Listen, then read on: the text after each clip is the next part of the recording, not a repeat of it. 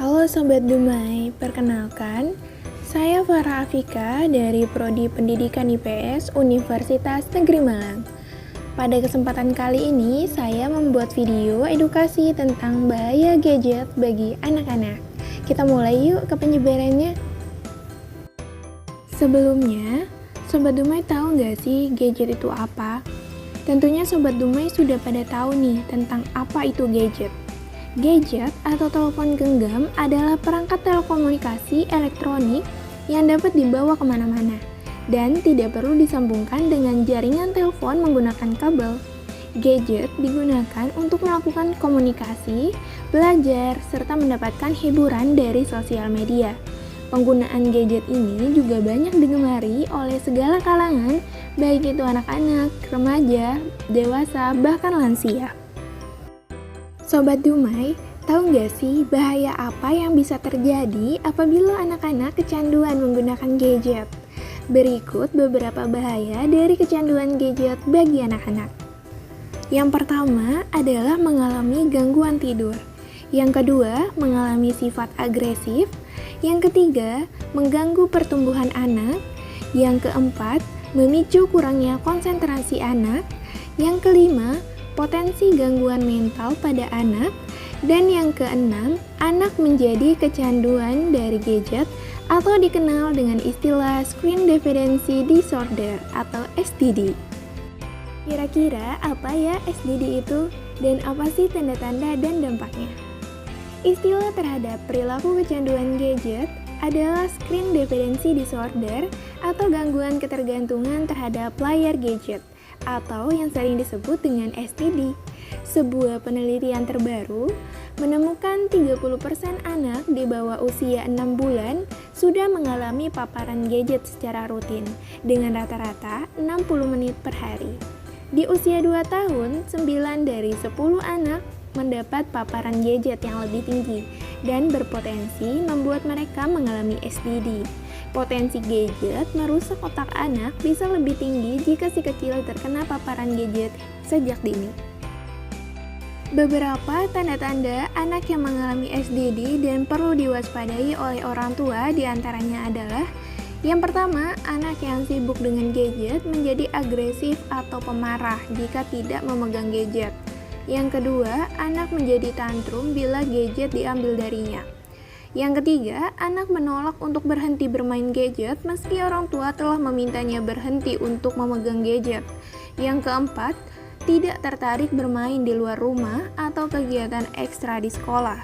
Yang kelima, tetap bermain gadget meski sudah mengetahui dampak negatifnya. Yang keenam, memaksimalkan setiap kesempatan agar bisa bermain gadget lebih lama.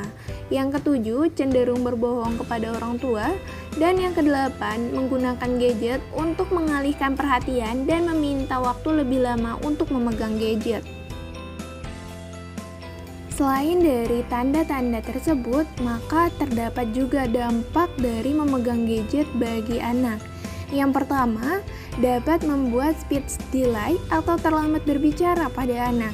Yang kedua, mengalami masalah dalam tumbuh kembang fisik anak seperti berat badan turun atau justru naik dengan drastis, sakit kepala, kurang gizi, insomnia, hingga masalah penglihatan. Kemudian terdapat juga masalah tumbuh kembang anak seperti kecemasan, perasaan kesepian, rasa bersalah, isolasi diri, dan perubahan mood yang drastis.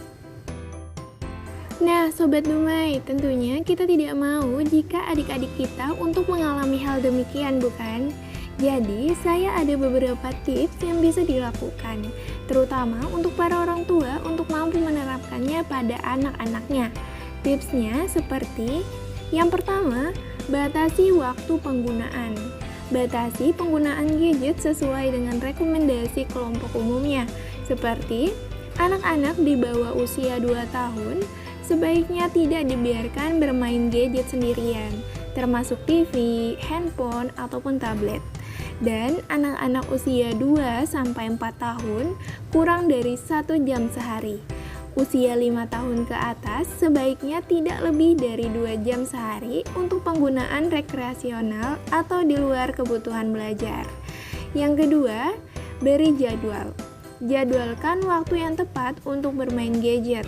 Di luar itu, orang tua juga harus menyiapkan kegiatan alternatif lainnya agar anak tidak bosan dan beralih ke gadget lagi.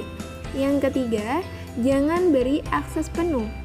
Handphone sebaiknya tidak diserahkan kepada anak sepenuhnya.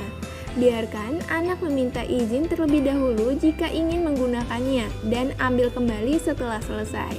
Yang keempat, tetapkan wilayah-wilayah bebas gadget. Buat peraturan tidak boleh menggunakan gadget di tempat-tempat tertentu, misalnya di meja makan, di kamar tidur, dan di mobil. 5. Ajarkan anak pentingnya menahan diri. Pastikan untuk memberikan pujian pada anak ketika ia berhasil menahan diri untuk tidak bermain game dan mengikuti aturan yang telah ditetapkan. Bagaimana Sobat Dumai? Dengan tips tersebut, kita bisa merubah ya apa yang salah dari memberikan akses gadget kepada anak-anak. Yuk sama-sama berubah dan implementasikan yang baik. Semoga dengan video edukasi ini bisa bermanfaat buat semua Sobat Dumai. Sepertinya pembahasannya cukup di sini. Sampai jumpa di lain kesempatan. Jika terdapat salah kata mohon dimaafkan ya. Sekian dan terima kasih. Semoga bermanfaat.